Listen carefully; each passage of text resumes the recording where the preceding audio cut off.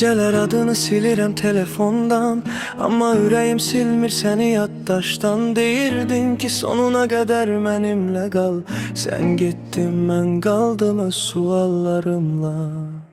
Gözlerinde başka birini gördüm, sustum çünkü seni çok sevirdim. Yok hiç ne yoktur dedin üzüme, ama həqiqət baxırdı gözüne. Mən sənə ürəyimi emanet ettim, sən isə onu yarı yolda itirdin. İndi hər küçədə xatirən qalır, amma mənim içimdə sən artıq yoxsan. Sən məni sevmədin, mən gec anladım, özümü sənin üçün neçə dəfə aldadım. İndi qayıtsan da gecdir inan, kırılan ürək belki kimi olmur heç zaman.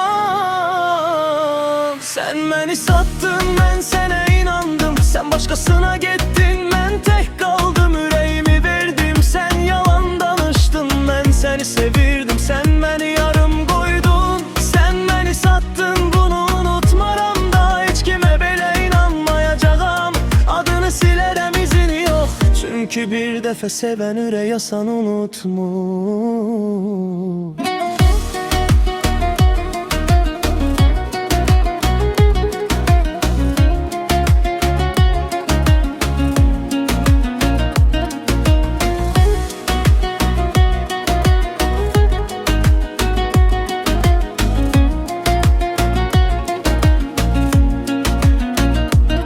Seninle çekilen şəkillər telefonda, hamısı qalıb sən yoxsan yanımda. Bir vaxt biz deyirdi hər cümlədə, indi sən varsan bir də mən gecələrdə.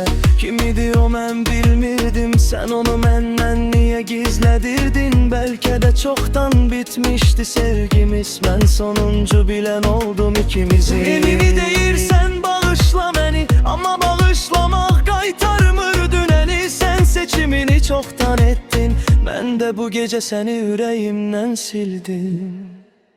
Sen məni sattın, mən sənə inandım, sen başkasına getdin, mən tek kaldım. Ürəyimi verdim, sen yalan danışdın, mən səni sevirdim, sen məni yarım qoydun.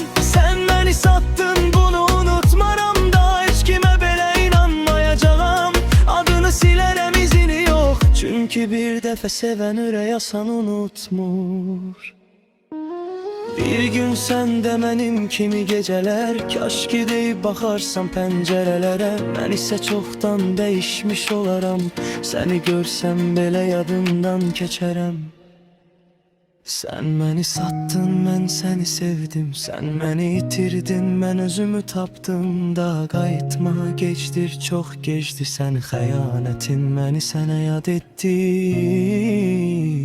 Sen məni sattın, amma bu dəfə mən getdim.